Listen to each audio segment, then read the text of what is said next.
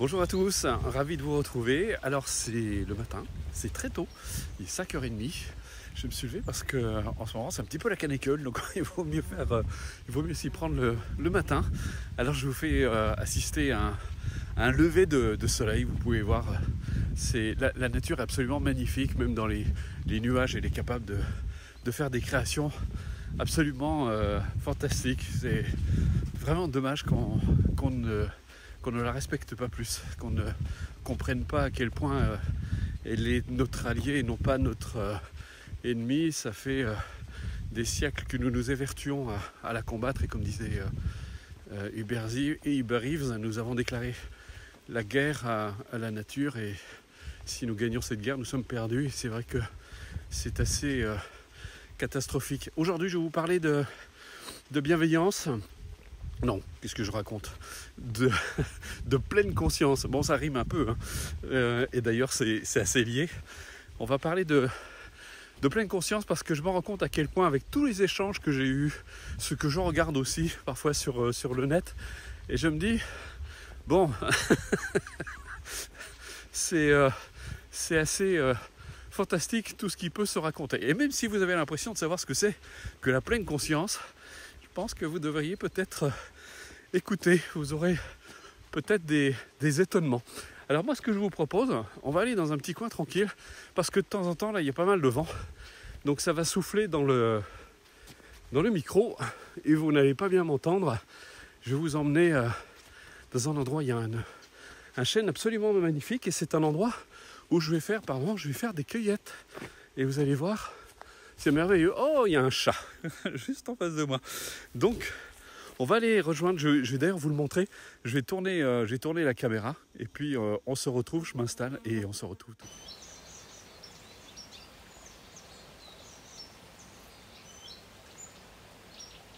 Je vous emmène. Regardez ce chêne magnifique. C'est là où je vous emmène, où je vais m'installer avec vous. Mais avant, j'aimerais vous montrer quelque chose. Alors certains vont trouver peut-être ça banal. C'est un lieu absolument extraordinaire, surtout pour les herboristes, parce que il y a des plantes. Alors malheureusement c'est triste parce que c'est souvent rasé. Je vais vous montrer quelque chose que certains ne connaissent peut-être pas. C'est du thym sauvage, mais en fait c'est du thym serpolé. Et vous pouvez faire des sirops magnifiques, mais c'est pas tout. Je vous emmener dans un endroit qui n'est pas touché par l'homme, heureusement encore. Je ne sais pas pourquoi il laisse cet endroit. Alors ici, on trouve vraiment plein de plantes, et vous allez voir, ces tapis de blanc, je ne sais pas si vous le voyez, ces tapis de blanc, ce sont non, peut-être pas, en tout cas ce sont des tapis entiers d'Achillée millefeuille. C'est une plante qui a plein de vertus. Et ici, on trouve vraiment de tout. Du millepertuis, il y a de la mauve, il y a vraiment tout. C'est magnifique. Si les personnes prenaient un peu le temps de mieux connaître la nature, eh bien, ils verraient que tout ce qu'on peut faire de merveille avec la nature est vraiment une alliée pour nous. Alors, je vous montre, voilà, je vais aller m'asseoir sous cet arbre pour échanger avec vous. On se retrouve tout de suite, le temps de m'installer, et je suis avec vous. Voilà, c'était juste pour vous montrer que vous ayez un visuel. Voilà, tout de suite. Voilà, je suis installé. Alors, de temps en temps, il y a des bourrasques de vent. J'espère qu'on ne sera pas trop gêné. Mais me voilà sous ce chêne, et je vais pouvoir vous parler de pleine conscience. D'abord, si vous étiez là, je pense que je vous inviterais à rester tranquille et à écouter déjà simplement à cette atmosphère dans laquelle je me trouve. Peut-être que vous faites partie des privilégiés aussi qui ont la chance et le bonheur de vivre à la campagne. Et je vous dirais, restez présent, restez conscient, soyez juste conscient de ce qui se passe, de ce que vous ressentez, bien sûr, de ce qui s'élève à la conscience, de quoi qui se manifeste. C'est déjà ça, la pleine conscience. Je vais venir dessus parce que je vais raconter une petite histoire personnelle, parce que je constate que les gens aiment beaucoup les mots. Aujourd'hui, on parle de pleine conscience, on me sent toujours trop savoir de quoi ça parle. On utilise même le mot, les gens aiment beaucoup les mots, ils utilisent le mot MBSR. Ça me rappelle quand j'étais plus jeune, j'étudiais la sophrologie. Et, je voulais savoir ce qu'il y avait dedans. Et quand ils employaient des mots comme le niveau sophroliminal, l'acceptation sérielle, je me disais, mais qu'est-ce que ça veut dire? Et quand on creuse la question, niveau sophroliminal, c'est tout simplement le calme mental, la pacification du mental ou la relaxation mentale, enfin peu importe. Et je me disais, mais pourquoi on n'appelle pas un chat, tout simplement? Sophro-acceptation sérielle, c'est tout simplement de la visualisation, visualisation progressive, il rajoute. Et je me dis, c'est fantastique comme nous avons besoin de masquer pour une même chose. D'une école à l'autre, vous allez avoir des mots différents, puis souvent des mots qui enrobent beaucoup. Et les gens s'attachent à la forme. Et les gens, parfois, m'écrivent, moi je fais du MBSR. Je fais de la pleine conscience. Est-ce que c'est vraiment important? Mais finalement, qu'est-ce que vous regardez? Si on regarde ça vraiment de manière authentique, de près, c'est quoi la pleine conscience? D'abord, au départ, c'était Kabat-Zinn, qui avait, à l'époque, quand c'était dans les années 70, la méditation, c'était quelque chose d'un peu compliqué. On ne pouvait pas en parler sans passer pour quelqu'un de perché. Et pourtant, il avait conscience des bienfaits de la méditation. Et donc, il a trouvé un mot, il a appelé ça pleine conscience. Parce qu'on apprend aux gens à être pleinement conscients. Il faut ramener les mots à ce qu'ils veulent vraiment dire. Et puis après, tout s'est un petit peu mélangé. Christophe André, je crois, a récupéré le mot, parle de méditation, pleine conscience. C'est finalement un pléonasme. Ça a été, ce qu'on a oublié encore une fois, on a remplacé le mot méditation. Moi-même, quand j'ai commencé à enseigner dans les années 87, je parlais même pas du tout de méditation parce que les gens avaient peur. C'était vraiment la phobie des sectes à l'époque. Il fallait surtout pas parler de ça. Aujourd'hui, maintenant, c'est entré dans les mœurs. C'est même devenu mondain. Ça fait bien, en fait, de dire qu'on fait de la méditation. Mais le problème, c'est qu'on passe à côté de la profondeur des choses, à côté de ce qu'est vraiment la méditation. Et combien de fois je vois des personnes qui me disent, quand ils parlent de méditation aussi, oui, moi je médite quand je suis chez moi, je suis tranquille, je suis en paix, mais quand ils sortent, c'est une catastrophe. Il y a rien qui marche parce que, encore une fois, si la pleine conscience demeure quelque chose de superficiel, une attention superficielle, eh bien ça ne peut pas transformer l'individu. Je pratique la méditation depuis l'âge de 15 ans. Ça doit faire à peu près 47 000 heures de méditation. Alors, les gens pensent que la méditation, je dois rester assis tous les matins sur mon zafou et rester tranquille. C'est pas ça, la méditation. Et on va voir tout ça, je pense que c'est très, très important. La méditation doit pouvoir vous libérer. Elle doit vous amener à être conscient. Et je dirais que Dalai Lama le résume très bien dans une phrase très simple, très évidente. Il disait « Regardez ce que vous faites ». Quand vous sortez dans la rue, vous allez traverser la rue, vous êtes attentif. Vous regardez si des voitures arrivent et vous dites là-bas « Non, je peux traverser ». Vous êtes attentif. Vous êtes attentif et ça vous permet justement de vous positionner, de faire le choix d'avancer ou non, de traverser la rue ou non. Malheureusement, nous sommes, de manière générale, nous sommes très peu conscients. Nous sommes très peu conscients de notre manière de penser, nous sommes très peu conscients de notre manière d'agir, et nous sommes très peu conscients de notre manière de nous exprimer. Et nous nous étonnons d'avoir les résultats que nous obtenons aujourd'hui.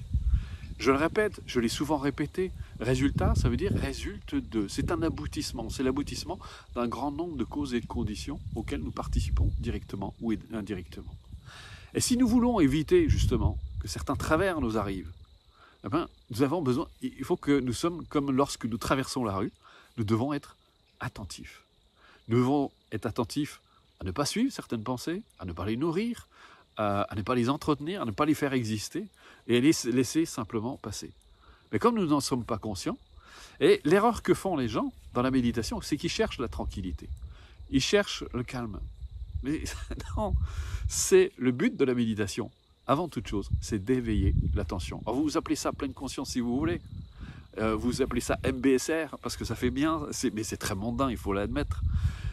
Vous êtes vraiment l'objectif essentiel, vraiment, de la pleine conscience, de la méditation, peu importe ce que vous voulez mettre derrière, c'est d'être attentif, de devenir un peu plus conscient de vous-même, d'être un peu plus conscient de votre manière de penser, de votre manière d'agir, de votre manière de vous exprimer, parce que, comme je l'ai souvent dit, et comme je l'ai souvent répété, et je vais vous le répéter encore une fois, vous ne pouvez pas espérer avoir des résultats différents de ceux que vous avez obtenus jusqu'à aujourd'hui, si vous continuez à penser, à agir, et à vous exprimer de la même façon. Sauf que, vous n'êtes pas conscient de votre manière de penser, vous n'êtes pas conscient de votre manière d'agir. Alors, bien sûr, vous l'êtes un peu, superficiellement, mais vous ne réalisez pas, en fait. Et vous ne réalisez pas les implications de vos actes, vous ne réalisez pas les implications de vos pensées, et vous ne réalisez pas les implications de vos paroles. Et souvent, ce sont les retours que vous obtenez. Alors vous dites, ben, le problème c'est que vous dites c'est de la faute à l'autre il est comme ceci, l'autre il est comme ça. Non, non, non. Comme je dis souvent, si quelqu'un par exemple se met, exprime de la colère à votre égard, et que ça génère un malaise, ou vous êtes mal à l'aise, soit, et pour masquer ce malaise, qu'est-ce que vous allez faire? Soit vous allez vous replier sur vous, vous allez vous sentir blessé, ou soit vous allez aussi vous mettre en colère. Et vous savez ce qui va se passer. Ça va monter, ça va monter, ça va monter. Et puis, on va se retrouver dans une situation qui sera agréable pour personne. Et parfois, des amitiés vont se froisser, des gens ne se parleront plus, etc. Parce qu'on est prisonnier, enfermé dans sa colère.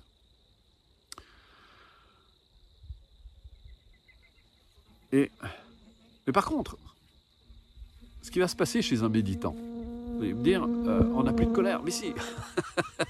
Ce qui s'élève, c'était un sage qui disait, ce qui s'élève dans l'esprit d'un être ordinaire, c'est la même chose que ce qui s'élève dans l'esprit d'un être accompli. Ce qui change, c'est l'attitude. Si vous êtes conscient, vous voyez ce que vous êtes en train de faire. Et à ce moment-là, vous avez le choix d'y aller ou de ne pas y aller, de suivre ou de ne pas suivre. Vous dire, attends, si. Et vous pouvez, par exemple, on prend un exemple très concret, vous êtes avec quelqu'un, et vous sentez vraiment la colère qui monte, vous avez vraiment à ce moment-là, vous sentez que la colère est vraiment trop puissante, vous risquez, vous dites, attends, je pense qu'on va se calmer, moi je vais aller faire un tour, je reviens, puis quand ça ira mieux. Donc vous pouvez faire ce choix, parce que là vous êtes conscient, et vous êtes conscient des implications de ce que ça peut faire, et que ça ne va pas être très heureux. Mieux vaut discuter que disputer. Bon, parfois la colère, elle peut être utile. Parfois, si vous êtes dans un processus qui est invalidant, vous pouvez parfois taper sur la table en disant « ça suffit maintenant » parce que ça ne peut pas fonctionner. En fait, vous pouvez recadrer. C'est pour ça que moi, je suis très vigilant avec ces mots comme communication non violente, l'impression qu'il faut être toujours gentil, qu'il ne faut pas blesser, qu'il faut... Bien sûr, le but, c'est de rester bienveillant. Mais parfois, il y a des situations qui exigent de trancher. Mais c'est toujours... Comme disait Mathieu Ricard, ce qui est important, ce n'est pas la colère, c'est la motivation qui la sous-tend. C'est qu'est-ce qui anime la colère. Si, par exemple, il donne l'exemple d'ailleurs, il y a une femme voit que son fils risque d'être écrasé par une voiture, elle va le pousser violemment pour l'écarter. Vous allez dire, mais elle est violente. Oui, non, elle n'est pas violente. Et là, elle lui utilise un acte qui peut paraître violent, mais c'est un acte bénéfique, salutaire, qui va éviter à cet enfant de se faire écraser. Et vous pouvez l'appliquer dans le quotidien. C'est qu'est-ce qui vous anime et pourquoi vous le faites. Et ça, c'est très important d'avoir conscience de ces motivations, de ces aspirations. Et ça, vous pouvez l'obtenir justement par l'attention, qu'on appelle aujourd'hui la pleine conscience, qui ne veut plus dire grand-chose. Les gens, quand ils me disent parfois, moi je pratique la pleine conscience, j'ai l'impression qu'ils pratiquent quelque chose de mystérieux, quelque chose d'extraordinaire, d'un peu spécial, mais finalement, ils apprennent à être tout simplement attentifs. Et c'est ça la pleine conscience. Donc n'allez pas chercher midi à 14h. Et les vertus de l'attention, il y a Diravansa qui avait d'ailleurs écrit un livre qui n'existe plus, là il appelle... ça s'appelait « L'attention, source de plénitude ». Ne cherchez pas, il n'existe plus. Moi, j'en ai un exemplaire, mais il n'existe plus. Et l'attention peut vous délivrer, justement, peut être extraordinairement libérateur, parce que vous allez voir à quel point, justement, vous êtes manipulé par vos pensées. Le problème, ce n'est pas les autres, ce n'est pas l'extérieur, ce n'est pas les situations extérieures. Nous, on est sans arrêt en train de pointer du doigt. C'est nous. C'est ce que cela réveille en nous. Encore une fois, une personne se comporte de manière négative, peut avoir même éventuellement vouloir nous nuire. Mais on va voir à quel point, c'était Shimedri Rinpoche me répète tout le temps, les obstacles ne sont pas à l'extérieur, ils sont en nous. Et on va voir à quel point, justement, les situations que nous rencontrons à l'extérieur sont en étroit rapport avec ce que nous portons en nous. Je prends toujours l'exemple de la victime. La victime va rencontrer son bourreau parce qu'elle a une piètre image d'elle-même, elle a une faible estime d'elle-même, elle pense ne pas mériter plus que cela, de recevoir plus que cela. Et le jour où elle prend conscience de cela, et si elle prend conscience que justement ce manipulateur, ce pervers narcissique, souvent qu'on emploie, se trouve justement dans son environnement, ce n'est peut-être pas par hasard, et que le jour où justement elle aura davantage d'estime d'elle-même, finalement, eh bien, ce manipulateur eh bien, n'aura plus de raison d'être, va disparaître, ne fera plus partie de son environnement. Et plus elle va découvrir aussi l'importance, évidemment, parce que ça s'associe à la pleine conscience, c'est indispensable. Les gens pensent que juste pratiquer la pleine conscience, ça suffit. Non, ça ne suffit pas. Parce que si vous ne nourrissez pas, justement, l'amour, la compassion, la bienveillance, aussi bien à l'égard de vous-même, parce qu'une personne, justement, qui a davantage d'amour pour elle-même, davantage de compassion pour elle-même, eh bien, elle ne se laissera pas impressionner par l'attitude des autres. Elle se respectera suffisamment pour ne pas se laisser, excusez-moi le terme, mais emmerder par un gugus qui va vouloir la manipuler ou l'entraîner dans des sales histoires. Et surtout, elle va voir, en étant attentif aussi, l'attention va lui amener à prendre conscience de ses motivations à elle, de ce besoin d'être protégée, etc. Enfin bref, il y a des choses pas toujours très claires et pas toujours avouables et qui... c'est indispensable de se les avouer à soi-même pour pouvoir s'en libérer. Et donc, nourrir l'amour, la bienveillance, la compassion est indispensable, pas seulement pour les autres, mais aussi pour soi. Et la compassion, je le répète, c'est souhaiter du bonheur aux autres, même à son pire ennemi. Alors, vous allez me dire, mais notre ego va nous dire, mais celui-là, il ne le mérite pas. Et bien sûr, on aura envie de se dire ça, et c'est compréhensible, c'est tout à fait naturel. Surtout après ce qu'il fait, on a juste envie de le détruire, de le voir disparaître, de le voir en prison, je ne sais pas quoi. Mais en tout cas, si cette personne, ça doit se reposer sur cette base, si cette personne avait conscience de ce qu'elle fait, si elle avait conscience qu'elle-même est prisonnière de ses propres obscurcissements mentaux et que c'est ce qui l'amène à agir, à devenir justement cet être apparemment abominable, si elle avait conscience de ça, eh bien elle ne pourrait plus le faire. Et c'est là où c'est important, la dimension. L'autre dimension qui est indispensable, c'est parce que si vous ne pratiquez que l'attention, vous n'aurez pas conscience que tout ce que vous percevez est finalement une illusion, une création de votre mental. Et donc, vous pouvez rester coincé dans des processus. Et c'est pour ça que méditer sur la nature des phénomènes est important.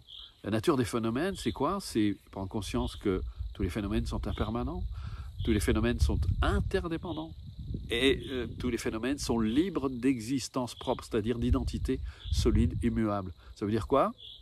C'est que tous les phénomènes existent par le jeu des causes et des conditions qui n'ont pas de base valide. C'est-à-dire qu'un nuage, il existe, bien sûr il existe, mais il n'existe pas par lui-même, il existe grâce à l'interdépendance entre les phénomènes, et il existe par le jeu des causes et des conditions qui font que ce nuage apparaît, disparaît, se transforme, etc., au gré justement du changement des causes et des conditions. Et que lorsque vous méditez, lorsque vous êtes attentif, si vous avez en même temps conscience que tout ce que vous percevez, justement, résulte d'un ensemble de causes et de conditions, vos pensées, vos émotions, tout ce qui se manifeste en vous-même, tout ce qui se produit en vous-même, eh bien, finalement, n'a pas de base valide, n'a pas d'existence propre. L'émotion que vous êtes en train de vivre, cette émotion qui est en train de vous traverser, est impermanente, elle ne va pas durer. Et regardez, vous prenez n'importe quelle émotion que vous avez pu vivre, tristesse, joie, colère, etc. Elles ne sont pas restées dans le champ de conscience. Pourquoi? Parce que, par nature, elles sont impermanentes. Et comment elles existent? Justement par le jeu de l'interdépendance. L'interdépendance entre les phénomènes. Il y a tout un ensemble de circonstances, de causes et de conditions qui vous ont amené à éprouver de la joie, à éprouver de la colère, à éprouver, etc. Mais ça n'a pas d'existence solide. Ça n'a pas d'existence immuable. Cette colère qui a une apparence solide, dure, puissante. Vous vous dites, mais c'est puissant. Si vous arrivez à rester attentif, à ne pas nourrir cette colère, et à prendre conscience justement de son caractère vide, vous verrez qu'elle n'a aucune puissance, elle a juste la puissance que vous êtes en train de lui donner. Maintenant, autre chose, c'est vrai que vous allez voir, vous allez découvrir finalement en vous-même aussi la nature, le caractère immanent des phénomènes. Et vous allez voir à quel point, tour à tour, parce que je vois des personnes, quand elles pratiquent la méditation, on a l'impression qu'elles essaient de se figer dans un état de tranquillité, dans un état... Alors, vous avez des gens même qui finissent complètement par se figer, avoir une apparence vraiment tranquille, comme ça, ils n'ont qu'une apparence, ils méditent tous les jours, et ils se figent comme ça. Et c'est comme s'ils s'interdisaient de ressentir toute forme d'émotion, il peut y avoir presque des énergies par voie très fortes. Mais regardez la nature. Contemplez la nature. Je vous invite vraiment à aller dans la nature. Et c'est peut-être pour ça que nous sommes un peu effrayés par la nature, parce qu'on a l'impression qu'elle est incontrôlable. Regardez, je prends l'exemple, moi j'ai vécu au milieu des chevaux pendant 4 ans, et j'ai trouvé ça extraordinaire. Un cheval, quand il n'a pas été dominé par l'homme, quand il n'a pas été cassé, c'est-à-dire quand on n'a pas essayé d'en faire un agneau, eh bien c'est un animal absolument magnifique, avec une fougue extraordinaire. Et il peut être parfois très calme, très posé. Parfois il va être très joueur, très taquin. Parfois il va être fougueux, avec une puissance extraordinaire. Vous avez certains chevaux, il n'y a pas un cheval qui se ressemble, certains chevaux peuvent être effectivement avoir une puissance absolument fantastique. Et cette nature, elle est en vous. Cette nature, elle est en vous. Parfois, vous avez des énergies très puissantes. Parfois, vous avez des énergies très douces. Parfois, vous avez des énergies, vous pouvez ressentir de l'espièglerie. Mais le problème, c'est que l'éducation a fait, et n'en voulez pas à vos parents parce qu'ils ont été éduqués aussi, c'est des choses qu'on se transmet de génération en génération comme ça. On a voulu réprimer tout ça, on a voulu refouler tout ça, parce qu'on veut contrôler, on se dit c'est pas bien. Effectivement, vous mettez un cheval, un animal sauvage au milieu de la foule, il peut paraître dangereux. Parce que c'est inapproprié qu'il se trouve à cet endroit. Il n'est pas dans son milieu naturel. Et c'est là où l'être humain ne comprend pas à quel point chaque chose doit être à sa place. Et que les animaux, c'est dans la nature, c'est pas dans les eaux, c'est pas dans les box, c'est pas... si on comprenait ça, et si on comprenait que la nature est notre allié et pas notre ennemi, on n'aurait plus besoin de la contrôler. Et ça me rappelle, vous l'avez peut-être vu, ce film magnifique, L'homme qui murmurait à l'oreille des chevaux. Il apprivoise l'animal, il en fait son ami. Il devient la conscience de l'animal. Eh bien, vous devenez, par la pratique de la méditation, vous devenez la conscience de votre énergie, de la nature en vous, j'ai envie de dire de l'animal aussi que vous êtes. Vous n'essayez pas de le dominer, vous n'essayez pas de le contrôler, vous n'essayez pas de le détruire, ce qui serait une ineptie totale, parce que vous vous détruiriez vous-même, et c'est ce que nous faisons aujourd'hui en détruisant la nature. Vous apprivoisez, vous devenez ami avec la nature en vous. Et ça, c'est par la force de l'attention, par la force de la bienveillance, par la force de la méditation sur la nature des phénomènes. Et plus vous comprendrez ça, plus vous deviendrez un ami pour vous-même. Et de temps en temps, bien sûr, vous vous en voudrez parce que vous laisserez échapper, vous aurez lâché les rênes de vos énergies et vous aurez fait des choses parfois pas très heureuses, par manque d'attention, tout simplement. Et non pas, c'est pas une question de bien ou de mal. Et plus vous apprendrez à méditer là-dessus, plus vous deviendrez, encore une fois, je le répète, c'est ami pour vous-même. Au lieu de contrôler vos énergies, au lieu de vouloir les refouler, au lieu de les combattre, eh bien, vous en ferez vos alliés. Vous comprenez combien aujourd'hui l'erreur monumentale de l'homme, de l'être humain que nous sommes, de vouloir contrôler la nature, de l'exploiter, de la détruire, eh bien, c'est la plus grande erreur qu'est en train de commettre l'humain aujourd'hui, parce qu'il est en train, tout simplement, de se nuire à lui-même, de se détruire. Nous sommes la nature. Et la pleine conscience, l'attention que vous allez porter à vous-même va vous permettre de découvrir justement toute la splendeur de la nature en vous-même. Et vous allez apprendre vraiment à vous aimer. Lorsque vous ne vous aimez pas, c'est tout simplement parce que vous avez connoté toutes ces énergies. Toutes les énergies que vous pouvez ressentir, vos énergies sexuelles, vos énergies, toutes les énergies qui peuvent se manifester, elles sont recouvertes d'une gangue qui est fait de toutes ces connotations qu'on a associées. Par exemple, je prends l'exemple du sexe. Le sexe, c'est mal. Le sexe, c'est ni bien ni mal. Et soit on s'attache et on va dans la débauche complète. Alors, vous pouvez le faire, c'est pas une question de bien ou de mal. Soit on va réprimer ou on va être dans une espèce de romantisme. Mais tout ça, ça n'est pas la réalité en soi. C'est toutes les colorations. En fait, on colore la réalité par tout ce qu'on projette dessus. Mais lorsque vous la voyez, cette nature, dans son état nu tel qu'elle est, eh bien, vous réaliserez finalement que c'est vous-même. La nature, vous êtes la nature. Mais la différence de l'animal, vous pouvez devenir une nature consciente d'elle-même. Et là, je peux vous assurer que vous vivrez en paix avec vous-même. Merci de m'avoir écouté et on va partager un petit bout de nature.